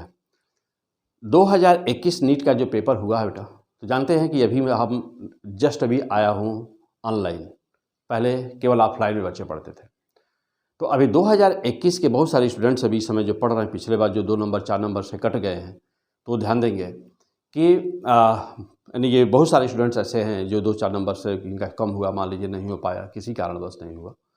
तो जानते होंगे, आप पढ़े हैं और आपको पता है कि 100% नीट 2021 का 100% क्वेश्चन ना, ये जो हमारा पेपर था, पेपर जो हमने टेस्ट लिया था, जो ब्लैक बोर्ड पर क्वेश्चन करवाया था, 100% आपकी कॉपी से आया था।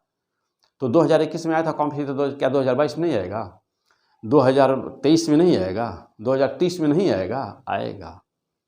जब तक नीट का एग्ज़ाम होता रहेगा, जब तक IIT का एग्ज़ाम होता रहेगा, जब तक NDA का एग्ज़ाम होता रहेगा, जब तक बोर्ड के एग्ज़ाम चलते रहेंगे, तो सारे के सारे क्वेश्चन फिजिक्स के as it is, digit by digit P100 physics से ही आना है और आएगा।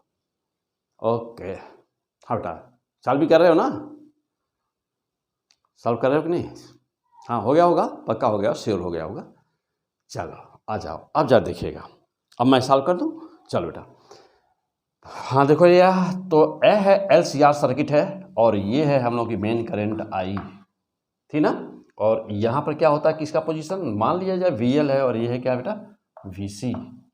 ठीक, अब देखे हो तो रिजल्टेंट कितना आता है, रिजल्टेंट हो जाता है यहाँ VL और VC दोनों एक दूसरे का अपोजिट हैं, तो हो जाता है यहाँ पर आता है ना, और ये आता है VL माइनस VC। अब एक वोल्टेज जानते हो कि हमेशा VR और I एक ही फेज में होते हैं दोनों, तो ये हुआ यहाँ, दोनों का रिजल्टेंट कहाँ पर हुआ, यहाँ, दोनों का रिजल्टेंट यहाँ। क्यों? तो पीछे सब कुछ डिस्कस कर चुके बेटा, बार बार डिस्कस करेंगे, समय लगेगा, तो क्यों, आंसर पीछे है, वीडियो में है सब कुछ। तो देखो बेटा, V बराबर कितना हुआ, V नेट बराबर इक्वल टू अंडर रूट क्या, VR² plus VL minus VC का क्या, होल स्क्वायर। यही है ना फाइनल वोल्टेज। और ये क्या है, ये किसकी जगह है, दोनों के बीच, यानी रिजल्टेंट और करंट के बीच का फेज डिफरेंस, जो आप निकाल सकते हो यहाँ से। फिलहाल what will be the answer of this question directly. चलिए अब हम यहाँ देखें कि VL माइनस VC क्या है। तो देख रहे हैं बेटा कि VL बराबर भी दिया है, देख रहे हैं यह क्या है, VL है, तो VL बराबर भी दे रहा है 400 वोल्ट दे रहा है ना, और VC भी दिया 400 वोल्ट ही दिया। देखो बेटा, VC भी 400 वोल्ट दिया, हो गया, देख रहे हैं ना। तो आप देख रहे हो कि VC भी 400, हाँ बेटा, और यहाँ पे R का जहाँ मान भी लिख दीजिएगा, यहाँ वैल्यू छूटा हुआ है, ये शायद वहाँ पे दिया हुआ था 20 ओम शायद दिया है कि 10 ओम, ऐसे कुछ दिया है, कोई भी वैल्यू लेके सॉल्व किया जाए, R की वैल्यू भी दिया हुआ था बेटा, हो गया। चलो, तो VL बराबर 400 वोल्ट और VC बराबर 400 वोल्ट हो गया। अब VL माइनस VC जो ब्रैकेट के अंदर दिख रहा है वो कितना हुआ, इसका मतलब ये हुआ कि VL माइनस VC बराबर 0 हो गया, हो गया। तो फाइनल वोल्टेज कितना आया, तो V बराबर कितना हुआ, अंडर रूट क्या, VR का स्क्वायर, मीन्स कि V इक्वल टू VR, कहने का सेंस क्या है? कहने का सेंस क्या है कि V equal to V R आया ना, यहाँ से देखिए V बराबर वी आर है क्योंकि जो जीरो हो गया। तो कहने का सेंस क्या है कि जो पूरा का पूरा वोल्टेज हमने दिया है ना, पीक वोल्टेज, जो पूरा का पूरा वोल्टेज है वो किसके ऊपर जाएगा? रेजिस्टेंस के ऊपर। क्यों? क्योंकि इन दोनों का तो प्रभाव शून्य हो गया, ये दोनों एक दूसरे को न्यूट्रलाइज कर दिए। देखो बेटा, ये दोनों एक दूसरे को कैंसिल कर दिए। ये इनका नेट बराबर कितना आया? इनका नेट कितना आया? वी एल माइनस वी सी का मान शून्य हो गया। हर समय ये दोनों एक दूसरे को न्यूट्रलाइज कर देंगे, शून्य कर देंगे दूसरे को, यानी कि पूरा वोल्टेज किसके ऊपर रहेगा? वी आर के ऊपर। अब पूरा वोल्टेज का पीक वैल्यू देख रहे हैं आप कितना? V naught. तो देखिए अब वी नॉट है यह, तो वी नॉट बराबर 220 वोल्ट है ना। देखिए वी नॉट बराबर कितना है? 220 वोल्ट।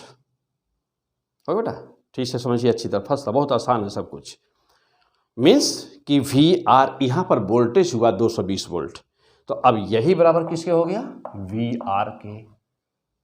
यदि कहीं पर देखिए, यदि कहीं पर हमको वोल्टेज पता हो, यदि कहीं पर हमको वोल्टेज पता हो तो क्या हम वहाँ करंट बता सकते हैं? वी बराबर आई आर। देखो तो आई बराबर कितना हुआ? 220, यानी ऐसे कर दो पहले, आई नॉट है बेटा, पीक वैल्यू है क्योंकि वोल्टेज का पीक है यार, तो आई नॉट बराबर कितना हुआ? 220, या फिर से ऐसे करो कि वी नॉट बाई क्या उस समय। अब ये जानते हो, अब इस बात और यहाँ पर ध्यान देना है कि जिस समय ये दोनों बराबर होता है, वी एल माइनस वी सी बराबर जीरो हुआ, इसका मतलब क्या हुआ? कि वी एल बराबर वी सी हुआ। अब वी एल बराबर वी सी मीन्स क्या होता है? एक्सएल बराबर एक्स सी होता है, और एक्सएल बराबर एक्स सी क्या होता है बेटा? यही तो कंडीशन है रिजोनेंस का। मीन्स ये सर्किट अभी जो दिख रहा है इस समय, यानी कि V बराबर जो वी आर आया है, तो यही तो पोजीशन है रिजोनेंस का, यानी कि हमारी सर्किट किस में है? रिजोनेंस में है। और जब रिजोनेंस में सर्किट होती है तो यहाँ पर जो आता बेटा ये होगा क्या? जेड हुआ ना, जेड, और जेड मिनिमम हमारा आर के बराबर हो जाता है चूंकि, तो वी नॉट बाई आर हुआ। और V naught by R, V naught का मान दिया 220 बटा आर, आर का मान दिया है 20 20, जीरो से जीरो हटा दीजिए, ठीक है, 2 से काट दीजिए, कितना हुआ? 11 एम्पियर। तो यह 11 एम्पियर क्या है? अब ये ध्यान देना यहाँ पर है कि 11 एम्पियर क्या है? आई नॉट है ना यह। हाँ, वेरी फंटास्टिक। 11 एम्पियर क्या है बेटा? ये 11 एम्पियर क्या है? तो 11 एम्पियर क्या है यहाँ पर? हाँ जल्दी बोलिए बेटा। 11 एम्पियर क्या आया? आई नॉट आया है। और आपको पूछ रहा है मीटर की रीडिंग हमेशा जानते हैं IRMS बताता है। मीटर की reading most dangerous and important question. थोड़ी भी असावधानी हुई तो क्वेश्चन गलत हो जाएगा, क्योंकि मिलता जुलता सब रहेगा, और ये क्वेश्चन बार बार आपके एग्जाम में आया हुआ है, बार बार आएगा, बार बार आया है और बार बार ही आएगा, है ना। हाँ चलो आओ देखो, तो जो अभी तुम निकाले हो, क्या पाए हो ये बताओ पहले? IRMS पाए हो कि पीक पाए हो? पीक पाए हो, कोई कंफ्यूजन ना रहने पाए। क्यों पीक पाए हो? क्योंकि पीक वैल्यू रखी हो इसलिए पीक पाए हो। तो तुम पाए हो क्या? आई पीक बराबर 11 एम्पियर, और जानते हो क्या? जानते हो IRMS बराबर कितना होता है? आई पीक बाई √2 होता है। तो IRMS बराबर, यानी कि रीडिंग कितनी हुई? अमीटर की रीडिंग, अमीटर हमेशा क्या शो करता है? अमीटर हमेशा IRMS शो करता है। जितने भी अल्टरनेटिंग इंस्ट्रूमेंट होंगे, जितनी भी डिवाइसेस, मेजरिंग डिवाइस होती हैं, जितने भी मेजरिंग इंस्ट्रूमेंट होते हैं, सब हमेशा RMS वैल्यू को शो करते हैं। तो IRMS की रीडिंग कितनी हुई बेटा? देखो अब लिखो रीडिंग, यानी जो पूछा गया वो कितना हुआ, रीडिंग कितनी हुई? तो रीडिंग देखो क्या हो गई, चलो लिखो यहाँ 11 अपॉन क्या? √2 एम्पियर हुई। 11√2 एम्पियर हुई। हो गया? क्लियर हो गए? हाँ। अब चलो, अब बात रही कि पहली रीडिंग IRMS मीटर वाली रीडिंग का ये आंसर हो गया। दूसरे आंसर पर आ जाओ। अब बोलो VRMS कितना हुआ? पी की वैल्यू है 220 वोल्ट, पी की वैल्यू है 220 वोल्ट, 220 वोल्ट ना, 220 वोल्ट। तो इसकी इफेक्टिव वैल्यू या इसका जो कहते हो इफेक्टिव वैल्यू या आरएमएस वैल्यू या वर्चुअल वैल्यू वो क्या होगी, तो VRMS आपको देना, तो रीडिंग बतानी है। तो यह रीडिंग कितना शो करेगा, यह पीक कितना शो करेगा, तो 220 वो है। तो यह इसका RMS वैल्यू कितनी होगी, अब उस पर हमको देखना है। तो 220/√2 वोल्ट। तो फिलहाल आंसर क्या आया, दिस एंड दिस। तो हमको किस पर निशान मारना था। अब तुम्हारा ऑप्शन रहेगा एग्जाम में, आपका ऑप्शन होता 11 एम्पियर 220 वोल्ट। दूसरा ऑप्शन 11√2 एम्पियर 220 वोल्ट। तीसरा ऑप्शन 11/√2 एम्पियर 220 वोल्ट /√2 वोल्ट।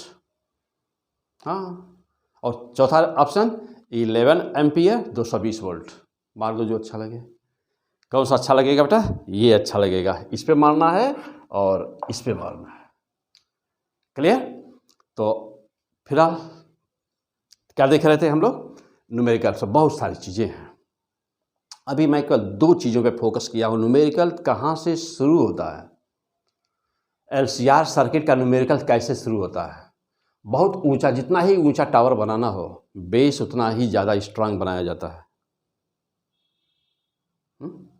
और टावर नहीं, बहुत बड़ी बिल्डिंग नहीं, झोपड़ी डालना हो तो किस बेस की ज़रूरत है, बस हाँ हो गया।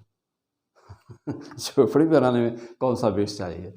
लेकिन यदि ऊंचा बिल्डिंग बनाना है, ऊंचा टावर बनाना है, मीन्स कि बेस्ट IIT कॉलेज में जाना है, बेस्ट एम्स दिल्ली में जाना है, वहाँ पे जाके एज स्टूडेंट पढ़ना है, एम्स के स्टूडेंट के रूप में पढ़ना है। क्लियर। या हमारे जानते हो कि मेरे बहुत सारे स्टूडेंट्स ना, अब मेरी स्टूडेंट एक कहाँ पे है इस समय, जो है CMC बेल्लोर से MCH कर रही है। बहुत सारे मेरे स्टूडेंट्स लंदन में एज ए डॉक्टर हैं। बहुत सारे स्टूडेंट्स हमारे अमेरिका में मैसाचुसेट्स MIT में डॉक्टर हैं, सर्जन हैं ना। हमारे स्टूडेंट्स ऑस्ट्रेलिया में हैं। पूरा इंडिया में ही ऐसा कोई मेडिकल कॉलेज नहीं है कि जहाँ पर 10, 20, 50 स्टूडेंट जो डॉक्टर मेरे नहीं है। मेरे स्टूडेंट जो वहाँ डॉक्टर नहीं है। और बाकी जो भी जितनी छोटे मोटे कॉलेजेस हैं पूरे इंडिया के ना, पूरी इंडिया में भरे हुए। क्या पूछ दो, केवल एक जगह खाली पूछो STP sir.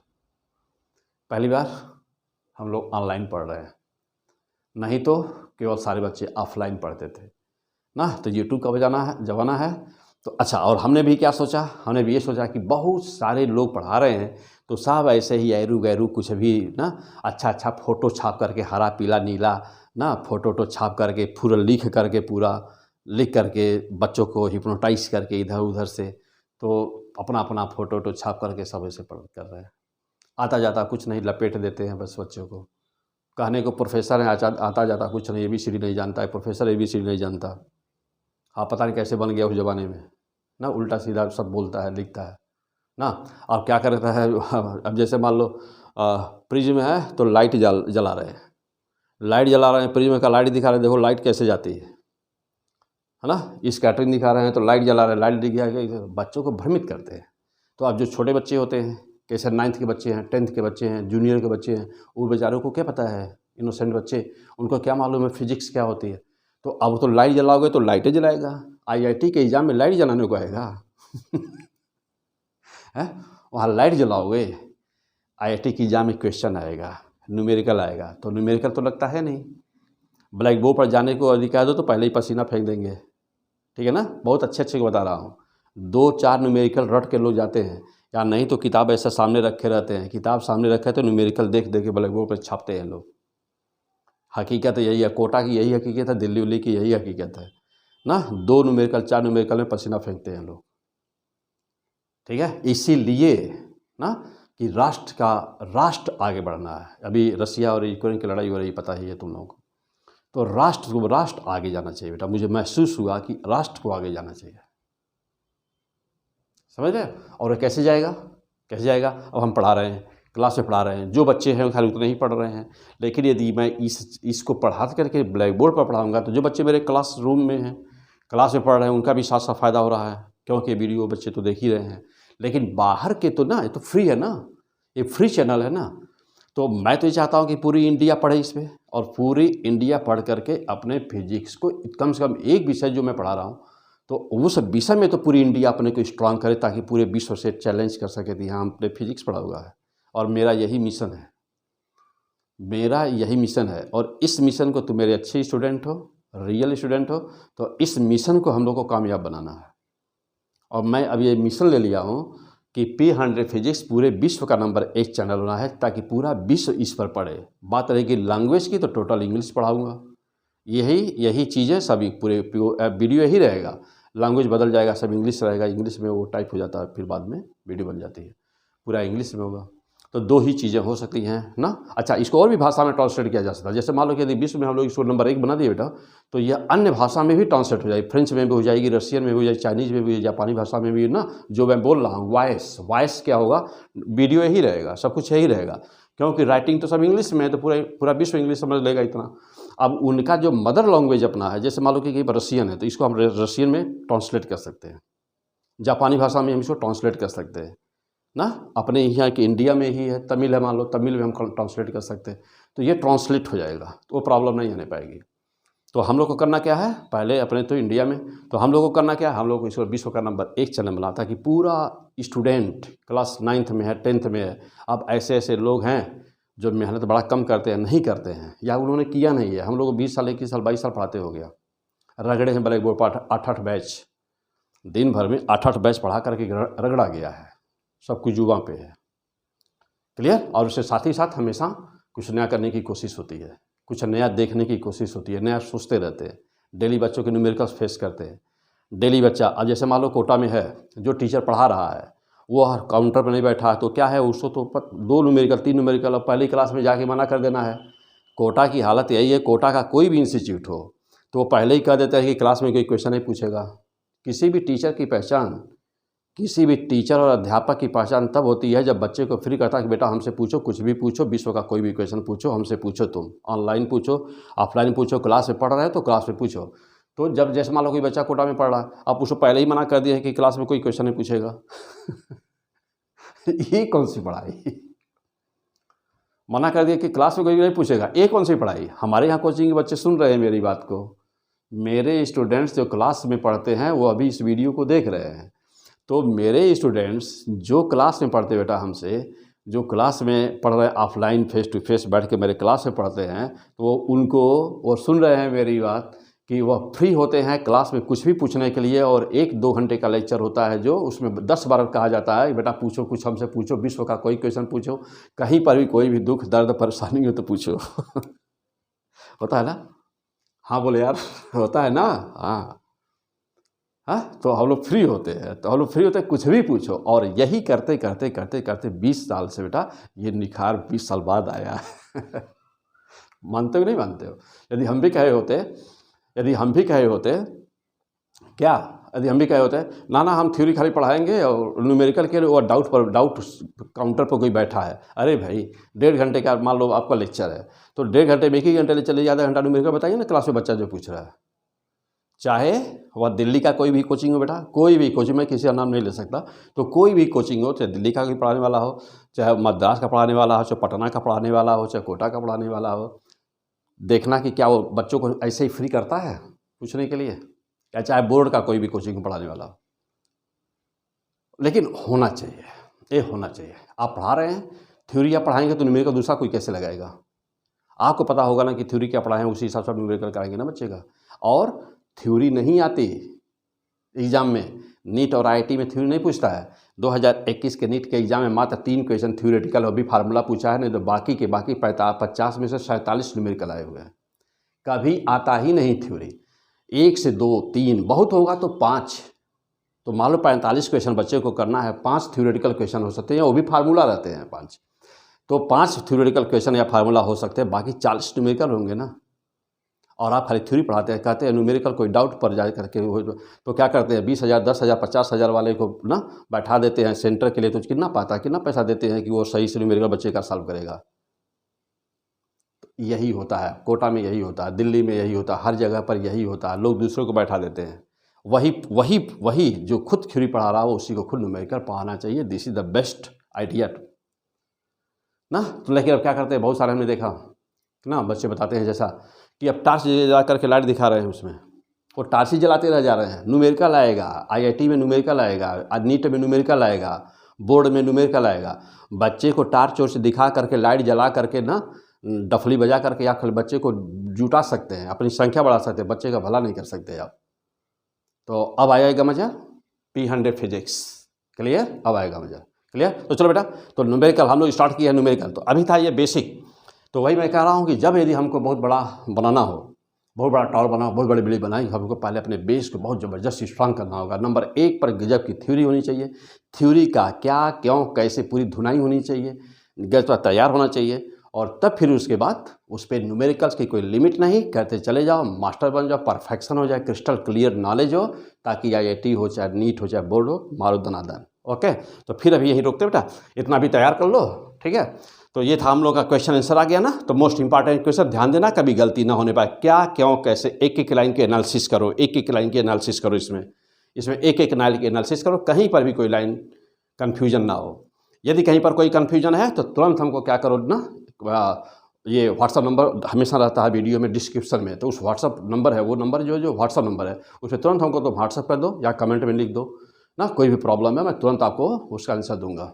Clear? Okay, best of luck. फिर मिलते हैं अभी थोड़ी देर बाद अगला न्यूमेरिकल लेकर के। तो पहले इतना तैयार करो, बेसिक यहीं से न्यूमेरिकल शुरू होता है, इसके बाद हम लोग इसके आगे स्टेप बाय स्टेप आगे बढ़ते हैं धीरे धीरे, ताकि कहीं कोई दिक्कत ना होने पाए। Okay, best of luck.